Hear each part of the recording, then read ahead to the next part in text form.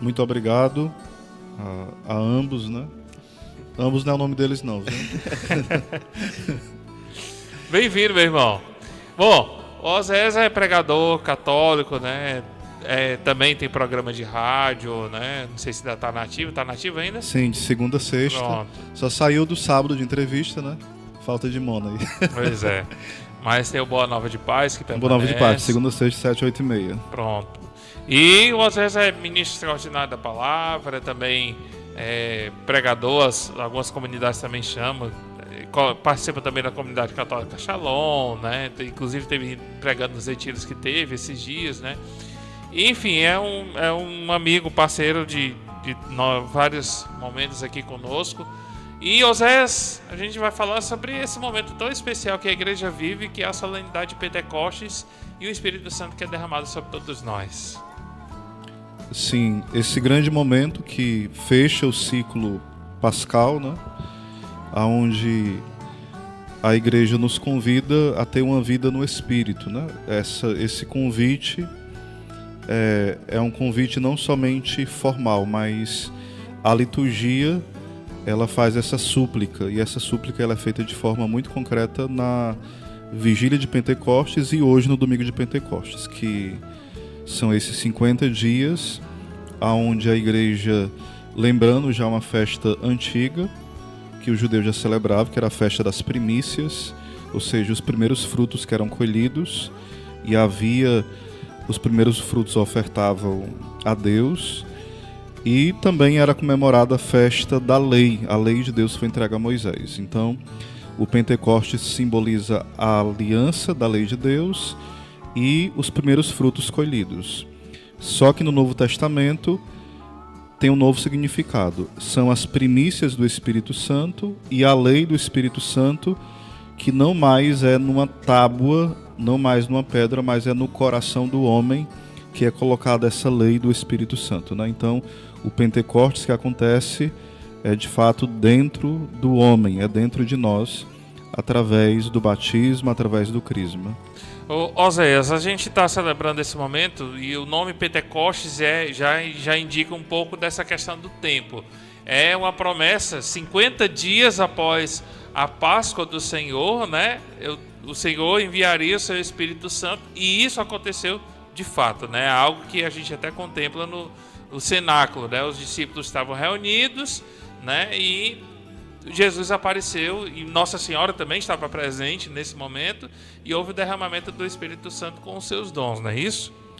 Isso. O Evangelho de São João, ele apresenta Jesus soprando o Espírito sobre os apóstolos, é como se fosse uma antecipação de Pentecostes ali, e o Atos dos Apóstolos, ele mostra que Jesus tinha pedido após a ascensão dele, porque Jesus, após o período da ressurreição, passa 40 dias ainda, depois de ressuscitado, caminhando entre nós, né? Sim. Com as suas aparições. Depois que ele sobe, ele pede que os discípulos passem o tempo em vigília, em oração. Então eles passam 9 dias, começa a primeira novena. A primeira novena da igreja é o cenáculo. Olha. Então ali a primeira novena é a novena de Pentecostes, né? Os 10 dias onde os discípulos passam em oração. E ali se cumpre a promessa em uma festa que já acontecia, que era a festa de Pentecostes, que ganha um novo significado, né? A gente tem como temática central, Oséias Marcos, fique à vontade também para colaborar.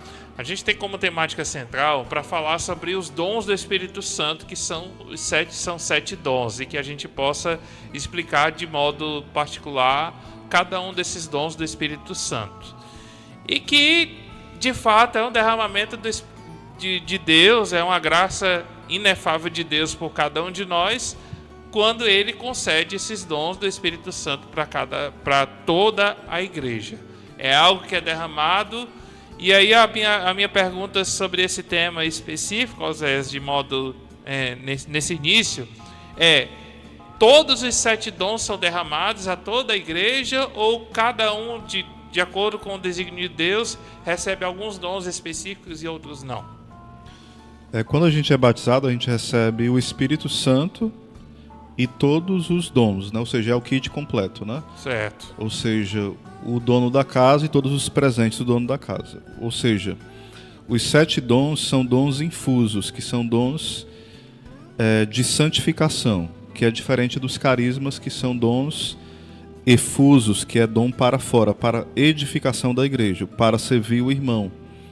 Então esses 7 dons, sem eles, sem a atuação deles, nós não podemos caminhar para o céu. Alguém pode ir para o céu sem o uso dos carismas, mas ninguém pode ir para o céu sem o uso dos dons de santificação. Então não é que a gente despreza os carismas, eles são importantes. Mas às vezes a gente dá muito ênfase aos carismas e quase nunca se fala sobre os dons de santificação. É tanto que é algo até meio estranho, né?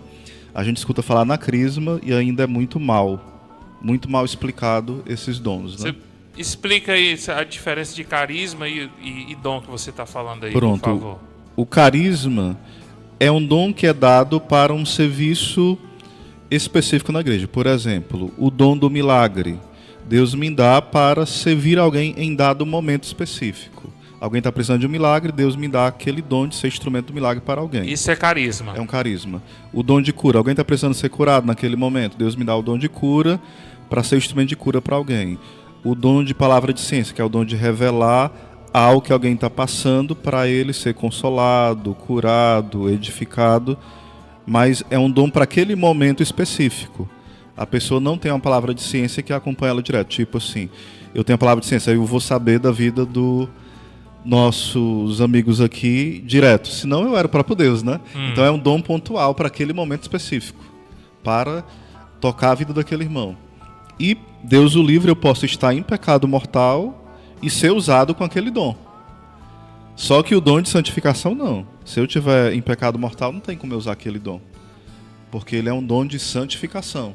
Só quem está na graça de Deus que vai usar ele.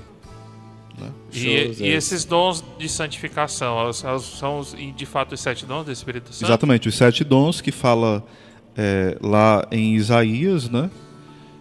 Onde vai ser derramado sobre o Messias, que é Jesus Cristo.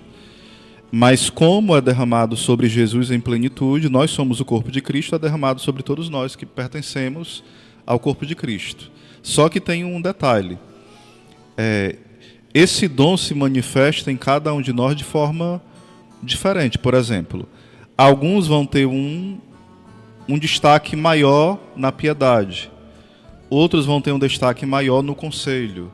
Outros santos vão ter um destaque maior no dom da sabedoria. Outros no temor de Deus. Outros vão ter... E por aí vai.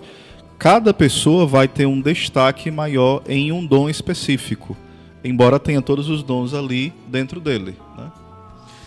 Zés, a gente até postou ontem no Instagram da paróquia @paróquia_Pacajus, quais são os 7 dons. Mas pra galera que não acompanhou o Instagram e que não entende muito, pode explicar pra gente quais são os 7 dons e o que é que cada um faz assim pra gente?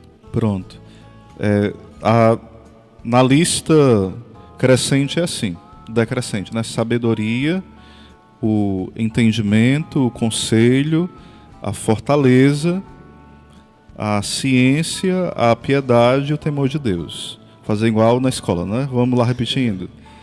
Certo. Vamos repetir. Vamos lá.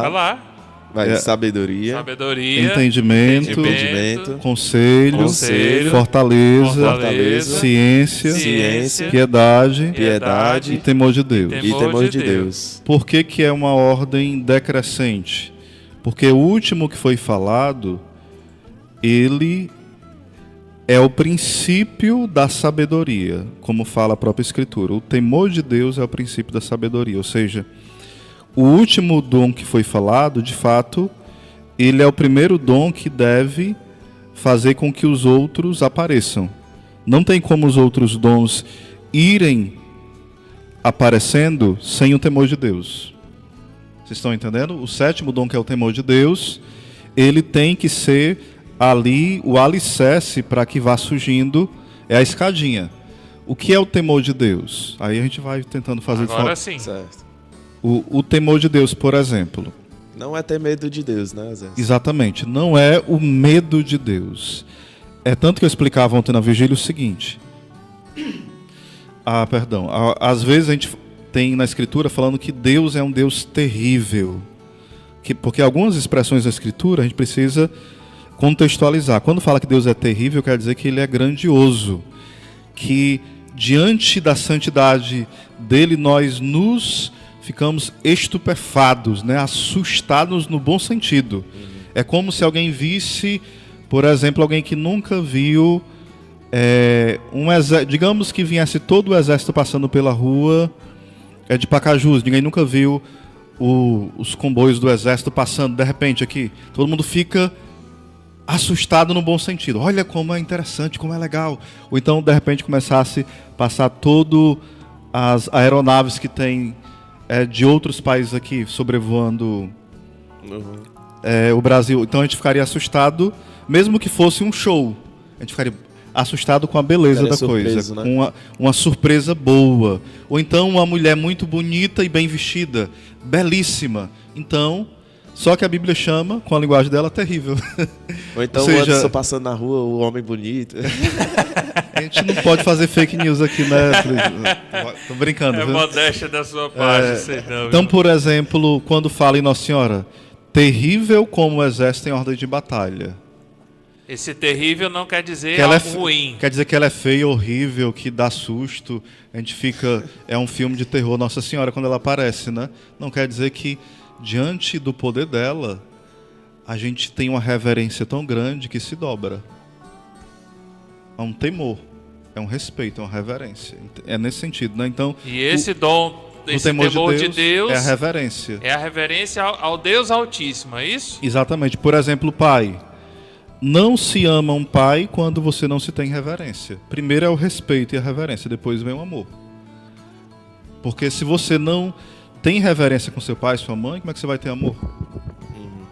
Então, uma certa vez, bem rapidinho aqui, né? Alguém falou assim para sua mãe. A mãe falou assim: olha, você comprou isso aqui para ir brincar o carnaval não sei aonde. Isso foi real, né? Você não vai. Tomou aqui, né, da pessoa, era um carnaval bem promíscuo, né? Aí tomou da pessoa. Olha, mãe, eu não lhe amo mais porque você não deixou eu brincar carnaval em tal lugar. Aí, pois não me ame, mas me respeite. Você está na minha casa. Ou seja, mostrou para ele que primeiro tem que respeitar, depois vai nascendo o amor e crescendo. Assim é com Deus. Quanto mais você o ama, o respeita, o reverencia, o admira, o amor vai crescendo. Então, o santo temor é o medo, não de Deus, mas o medo de ofender quem nós admiramos, quem nós reverenciamos, né? O próximo. Aí desse medo reverencial de ofender a Deus, que vai nascendo um amor, vem a piedade. Espera aí. Vai tendo um coração piedoso, um coração filial. Essa pessoa que eu tenho reverência, ele é o quê? É o meu pai. Então eu preciso ter para com ele um ato de amor, de ternura, de zelo. Então essa piedade vai me aproximando. Eu tenho todos os gestos de carinho, de ternura. Então a piedade na missa, a piedade na oração. Eu não vou sendo uma pessoa relaxada, eu vou tendo toda a ternura de um filho. Então a piedade são esses gestos de amor que nós vamos tendo, tanto dentro da missa, dentro dos sacramentos, dentro do nosso dia a dia. Poxa vida, esse palavrão não é postura de um filho que ama Deus. É essa roupa, esse jeito de olhar, esse jeito de se comportar, esse jeito de namorar. Ou seja, a pessoa vai tendo um comportamento filial, uma piedade. Não só na liturgia, mas a vida dela vai girando em torno de alguém que está sendo olhado pelo pai, não como um Big Brother, mas como alguém que sabe, poxa vida, o meu pai me ensinou isso, como é que eu vou contrariar o que ele me ensinou? Então a piedade, ela se baseia em agradar o pai cada vez mais. Entendem que surgiu primeiro a reverência, depois surge o desejo de agradar cada vez mais, a piedade. Aí depois da piedade, a gente vai... Como eu fiz na ordem decrescente, eu já estou me perdendo, vocês vão me ajudar agora. A ciência. A ciência.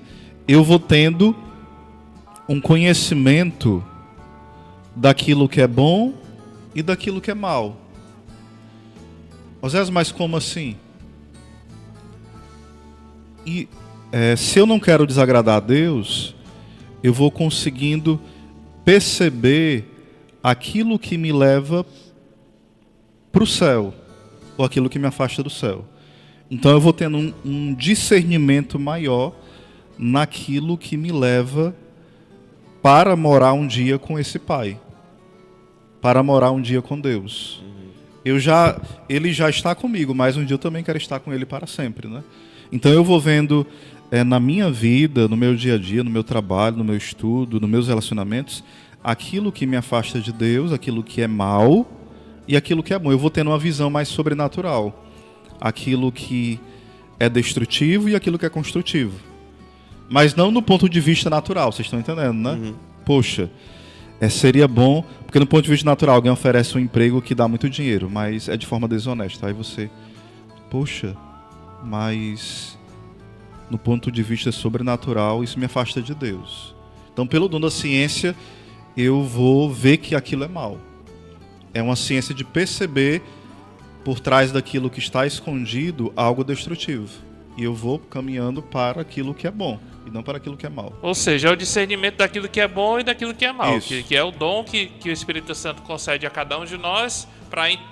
A própria palavra de Deus vai dizer, né? Diante de ti eu ponho a vida e ponho a morte, mas tem que saber escolher, escolhe pois a vida. Isso. É esse o dom da ciência do Espírito Santo.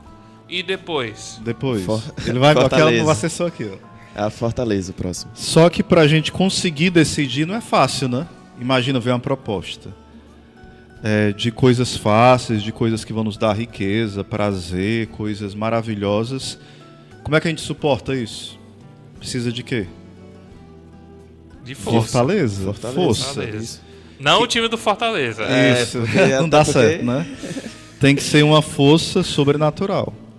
E aqui há que diferenciar. Existe a virtude da fortaleza, que eu não vou explicar, senão vai ser outro tema, né? Existe o dom de santificação da fortaleza. A virtude da fortaleza é algo que eu vou exercitando. Só que o dom da fortaleza ainda é mais forte que a virtude da fortaleza. É mais forte ainda. É algo mais heróico, né? Com a virtude da fortaleza eu até consigo vencer algumas coisas. E é algo também de Deus. Mas tem coisas que eu não dou conta. Aí vem o dom do Espírito Santo que me dá mais força ainda. Lembrando que esses dons é algo de fato sobrenatural. Quem vê a pessoa vivendo aquilo de forma mais profunda, não, isso ali, aquele temor não é algo normal. Aquela piedade não é algo normal. Aquela ciência que a pessoa tem, quanto mais a pessoa vive aquele dom, as pessoas dizem, poxa vida, aquela pessoa ali vive em Deus. A pessoa, quando tem aquele dom de forma mais cotidiana, as pessoas percebem que é alguém que tem algo de muito profundo em Deus. Vocês estão entendendo, né? Sim. Então a pessoa tem o dom da fortaleza. Então, diante de uma provação, diante da perca de alguém, diante de uma tentação forte, diante de algo que todo mundo aceitaria como normal, ela tem a força em Deus de dizer, não, eu não quero. Diante de uma provação grande, ela fica de pé e a pessoa, poxa vida, vale, todo mundo cairia, ficaria louco, se revoltaria, a pessoa está ali de pé. Ela tem uma força que admira todo mundo. Muito bacana. E o próximo é o conselho. O dom do conselho, ele vai muito para as nossas decisões. Aí já é mais para decisões pessoais. Espera aí. Que estado de vida eu devo ter, né? Eu vou ser padre, eu vou me casar, eu devo ir para tal viagem. É um discernimento mais para coisas muito pessoais, coisas mais minuciosas das direções de Deus para a minha vida. Não é o dom de aconselhar alguém, porque a gente imagina logo assim, o dom do conselho é o dom de alguém que a primeira aconselha. coisa que veio à minha cabeça foi exatamente Também. isso. É alguém que tem, tipo, o aconselhamento Shalom, quem tem o do conselho vai aconselhar o pessoal. Não é isso aí. Isso é um carisma de aconselhar alguém. É a diferença, né? Diferença, né? Bacana. O conselho não, é como se fosse aquela voz interior, como se fosse não, é a voz interior de Deus, é Deus que vai me direcionando em coisas pequenas. Espera aí. É o momento de eu me abrir a mais um filho que eu devo ter. É o momento de eu ser mais generoso. É o momento de eu dar mais um passo de assumir mais uma coisa na paróquia, é o momento de eu me retirar de tal ministério, de tal pastoral, né? É o momento de eu ir a tal pessoa e falar isso. Ou seja, a pessoa vai sendo muito conduzida pelas inspirações pontuais de Deus. É um momento muito particular e íntimo da pessoa com Deus. Isso. É isso? Isso. E, aliás, não só esse dom do conselho, mas todos os dons em si são revelações que são de forma mais íntima da própria pessoa, do próprio cristão com Deus, não é isso? Mas o conselho ele fica mais evidente, é evidente. Né? Que são geralmente as expressões que vão conduzindo a pessoa a tomar decisões muito pontuais, né? O estado de vida, decisões que vão impactar a vida dele para sempre, às vezes. Então, o que o pessoal chama de intuição, no caso, seria o dom do conselho. As inspirações, né? Aí, às vezes, entra também uma armadilha. Quando é que é o dom do conselho? Quando a pessoa... Eu vou voltar um pouquinho, depois vocês me puxam de volta. Certo. Né? Tá certo. E quando é que esses dons, eles brotam? É quando eu rezo, quando eu me confesso, quando eu tenho uma vida de eucaristia e quando eu busco fugir do pecado. Porque alguém que não busca ter uma vida virtuosa, esses dons não aparecem. Entenderam? Fica lá, estão lá, mas fica ali tudo engaiolado, presinho. Eles não aparecem, é como se estivesse ali tudo bem... Tem, mas parece que quando ele aparece é bem fraquinho. Não é como alguém que a pessoa vai, puxa, como o Anderson tem a piedade, mas como o Osés tem esse dom. Quando a gente vive uma vida mais em Deus, esses dons vão pulando que as pessoas percebem aos poucos, entendeu? Mas já quem vive numa vida de pecado, geralmente, às vezes pode... Por isso que eu resolvi abrir esse parênteses, porque às vezes pode vir... É uma intuição demoníaca. Inspirações... Porque o demônio também pode se intrometer nesses enganos. Ele pode inspirar, tipo assim... Ei... vai... O demônio pode inspirar alguém a uma vocação falsa, quando a pessoa não está em uma vida de oração. O demônio pode inspirar alguém a fazer algo aparentemente maravilhoso quando ele não tem uma vida em Deus.